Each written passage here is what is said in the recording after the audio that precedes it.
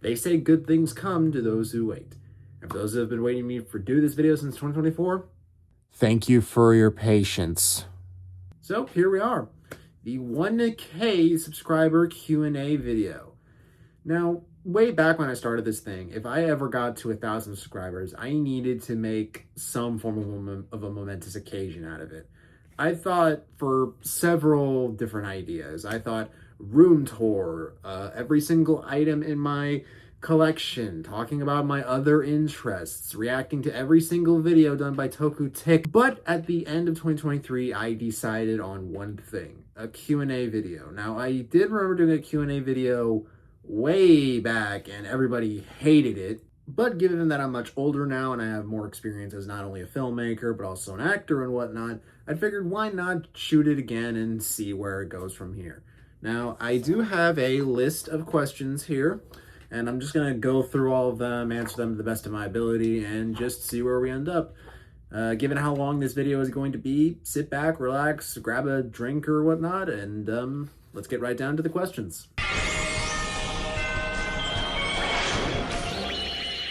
Okay, so this first question is pretty standard. What got you into the Tokusatsu genre? I think for most people who are into Tokusatsu, at least from what I know, they remember watching shows from their childhood that were sort of like that in a way, like Power Rangers or Kamen Rider Dragon Knight, or basically grew up with like all of these sort of crazy things like the Kaiju Big Battle or monster movies or anything like that. So I do think that there are other ways you could sort of be into the Tokusatsu genre. Like you could say you're a big fan of classic monster movies like Godzilla, or you could say that you were always fascinated with the culture of Japan in general, and Tokusatsu was just a footnote and all that. But to me, it was basically sort of watching shows like that and essentially being mesmerized by it, if that makes any sense. Least favorite Toku shows. Okay, now, for those who actually know me very closely, you know that my likes and dislikes are often strange, to say the least. I have a pretty bad habit of enjoying things that not that many people like, or disliking things that a ton of people enjoyed. So when it comes to answering this question specifically, I'm going to tread extremely lightly here and just be honest with what I'm about to say while not acting like a complete and total ass. But a couple of Tokusatsu shows that I genuinely did not like this is going to be a bit of a shocker, but I did not care for Build and Exade. My opinion still stands. Don't get me wrong, Build and Exade are very popular seasons. They're fan favorites amongst not only old fans of Tokusatsu, but newer fans of Tokusatsu. Now, the thing is, though, is that Exade, to me at least, was good within the first half of it, but then as things sort of went on, it felt like it was sort of dragging its feet a little bit and sort of going round in circles and whatnot. Not to say that Exade was horrible by any means, but I feel like in comparison between Exade and Build, I think I had a better time watching Exade, because at least with Exade, I sort of grown to sort of dislike that season.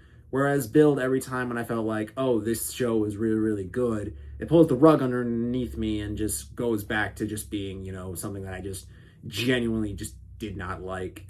A combination of multiple things when it comes with disliking Build is the plot was a bit of a mess, the gimmick was kind of pointless, and they sort of shoved all of this sort of like space stuff and all of the analogies and whatnot, and the fact that an entire government will collapse, but you got to collect all of these tiny little full bottles, and the plot is just obsessive about that. Certain character choices were very awkward, to say the least. Character assassinations were also a thing, and just, I don't know, man. I mean, I really wanted to like Build. I really, really did, but it just sort of went down after a while, and that's kind of upsetting. Thank God I only talked about two things that I didn't like. If I said how much I disliked 01 with a burning passion, we'd be here all day. Shit, we're still recording, aren't we? God. Favorite items you bought?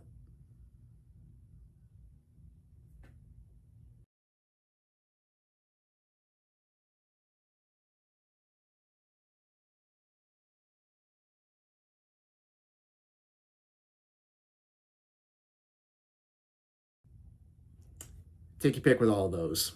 What's your favorite Digimon and favorite evolution line?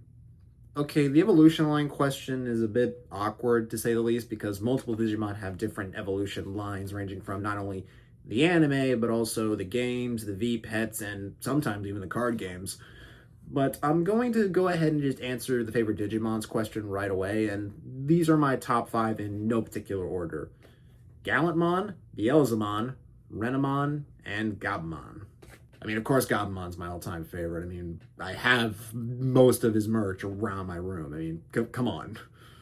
What's your favorite Ultraman transformation toy?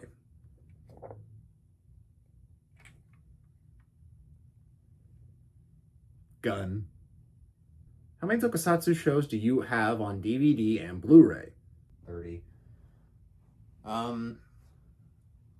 Okay, after doing a count, at least 30. But that's only counting, but that's also counting the various Blu-rays of other shows that I have, like The Boys and Doctor Who, next to the Ultraman DVDs and Super Sentai and Kamen Rider releases.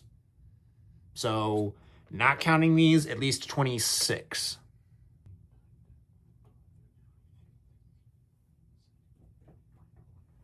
$21. I miscounted. What's your favorite part of the video making process? Well, it's a combination of things, honestly, but if I honestly had to say what's my favorite part, it's the most tedious part, but probably the editing process of it.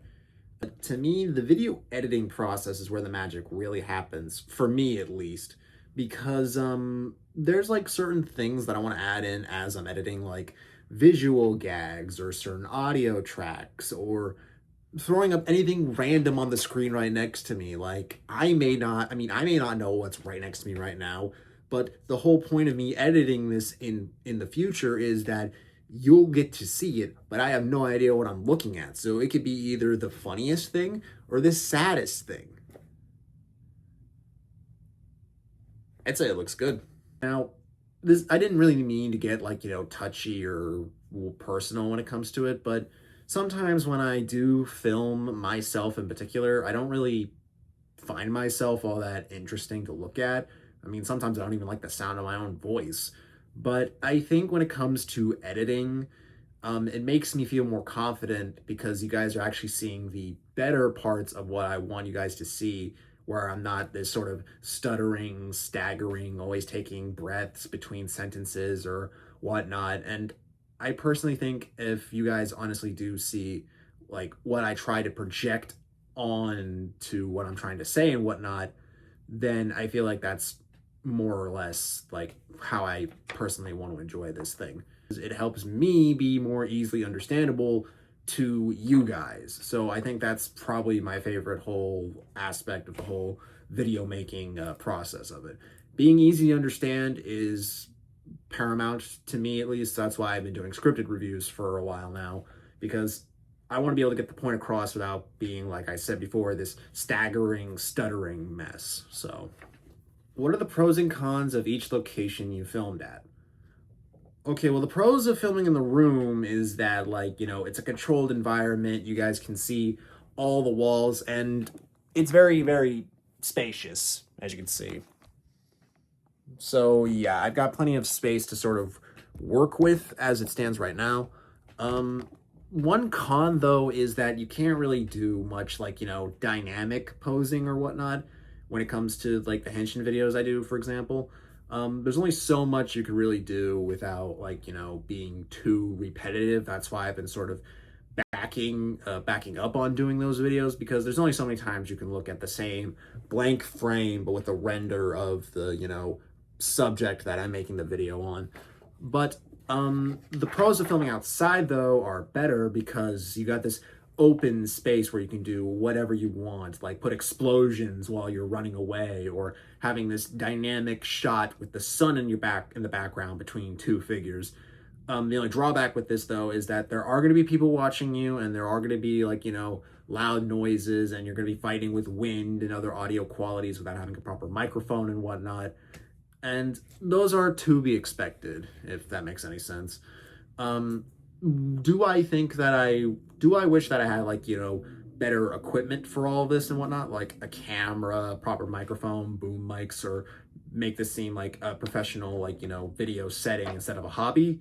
Yeah, I do. But I don't want to play ball with the YouTube's payment system or the YouTube's economy. So for now, I'm perfectly fine with it being the hobby, and I'm willing to work with all the gripes and whatnot that I have right now.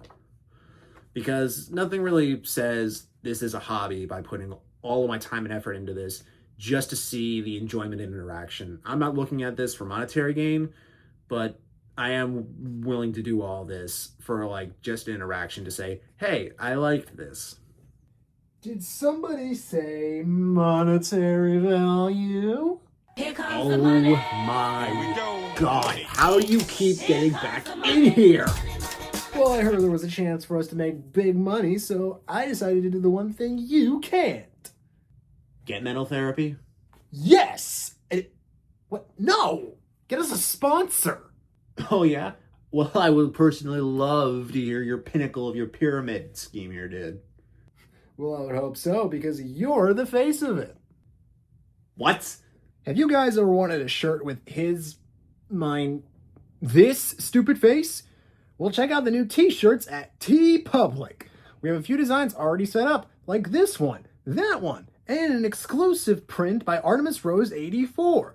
All of these are live right now. So go online right now to teepublic.com/GG1290shop or click the links in the description in the pinned comment and check out the merch today.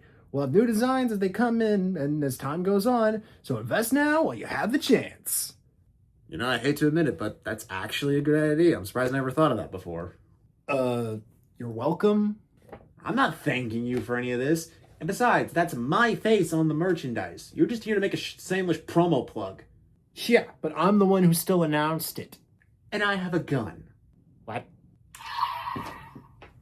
You are dead! Not a big surprise! Need some Advil? This boy does. Anyways, what rider belt do you wish you could use in real life as it was in the show? 100% the Wizard Driver. All I really need to do is have a ring, slap my belt buckle, and there you go. It's just that simple. I mean, sure, it's basic, but, I like it. What are your thoughts on fan dubs? Well, personally, I think fan dubs are a perfect way to show the world what you're into, honestly, whether it be comic dubs or fan dubbing tokusatsu moments. I mean, granted, I know that the question itself is fan dubs, aka dubbing over scenes of tokusatsu shows and whatnot. And personally, I think that it's a good idea. Not only does it show that people can be voice actors, but also reveal people the world that of their personal interests. And I technically was in a fan dub not too long ago for the Boken Silver debut. I'm looking back at it now and I'm like, I should probably do more because I could do so much more than that. And I'm not trying to gloat and say that I'm better than everybody else, but I'm just saying now as a seasoned acting major now, I could probably do a lot more. What are your thoughts on crossovers and are you willing to do them? Now, this is actually a pretty interesting question to say the least, because back when I brought back reviews, I thought I will never do crossover reviews because I don't really think I would have that kind of flair that most crossover reviews do. But after doing a couple of written reviews and whatnot and cameoing in certain videos and whatnot, I'm actually open to the idea of doing crossover reviews. I mean, granted, I'm probably not good. I mean, granted, I probably won't know what the material of what I'm going to be reviewing with the person is, but I am open to crossover reviews if they're like a close mutual and whatnot. So, if you had a budget, what tokusatsu would you make? What do you think? But in all seriousness, if I honestly did have the budget, it would either be Kawaga Raiju or Abare Killer. After I made the Gosei Green suit. What made you want to make content? Now, this is actually another personal question that I'm going to answer the best I can. When I was younger, I always wanted to be on TV and I always wanted to be an actor. But then as I grew up, I realized I'm a kid. I'm not going to be able to, make it in the big leagues. But then halfway through my high school tenure, I was like, okay, maybe I should pick up theater because I always did want to be on TV and make a mark somewhere. And here I am still. And back then, I always wanted to, leave a mark on somebody's screen or whatnot. That's why I started doing this whole YouTube thing as a hobby, show my personal interests, but give my own personal flair and tastes to it. Granted, my channel has evolved over the last few years, and I went from doing, art channel stuff to slight commentary for a year when I regret everything about that because I hated that version of myself and I regret doing all that. And if I honestly was irritable during those years, I deeply apologize because I was a complete and total pain in the ass, to where I am now, where I kind of want to just do short films based on my interests and my own personal ideas and just make them for somebody to enjoy, not just me, but for everybody. And I think that's partly why I also wanted to be an actor, because I wanted to show that I can be me, but also, be someone who can just light up a stage and a scene just like that, honestly. And I think that's important. All right, this video's gone on long enough, so this is the very last question that I got between all of the posts that I made about the Q&A stuff between 2024 and now. The first Super Sentai you watched. Now, it's a combination of multiple Sentais, because when I first got into Super Sentai, I watched quite a lot of 3 primarily, and that was Goseiger, Ranger, and Gokaiger. But if I honestly had to say which one was the first one, yeah, it's Gokaiger. Granted, still, Goseiger is still my legacy and whatnot, and I will always prefer Goseiger over everything. But Gokaiger was my first real introduction to the whole Tokusatsu wide space with Super Sentai and whatnot, as was a lot of people back then, when Power Rangers Super Megaforce sort of, made me realize that, while I may still like Power Rangers now, I don't really feel like I want to keep up with the shows because it didn't really excite me as much as it did back when I was younger and I started to sort of grow out of it. Granted, I'm in the Super Sentai market, and it's still the same age brackets and whatnot, but there's more people who find this better than what was put out at the time past for the Neo Saban and whatnot. I mean, I'm not saying that current Power Rangers is terrible by any means. I haven't watched anything from Dino Charge to Cosmic Fury, I think.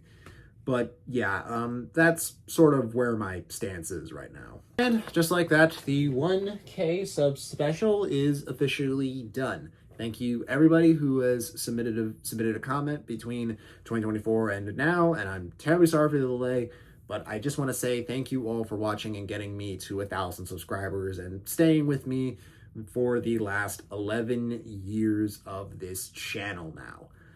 And yeah, I only hope that you guys continue to stay, and who knows, if there's enough demand for it, maybe I'll make a second Q&A video. Who knows?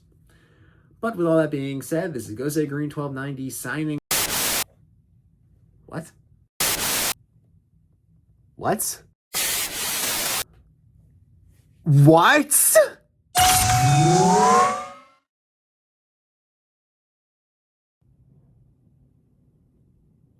Also, he's gonna be at Power Morphicon 2026. So if you want to meet Gosei Green1290, that's where he'll be in August.